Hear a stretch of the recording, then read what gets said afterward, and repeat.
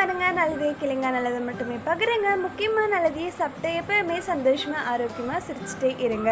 இந்த வீடியோ உங்களுக்கு பிடிச்சிருந்தா எல்லாருக்குமே மறக்காமல் ஷேர் பண்ணுங்கள், லைக் பண்ணுங்கள் அண்ட் சப்ஸ்கிரைப் பண்ணுங்கள். தேங்க்யூ.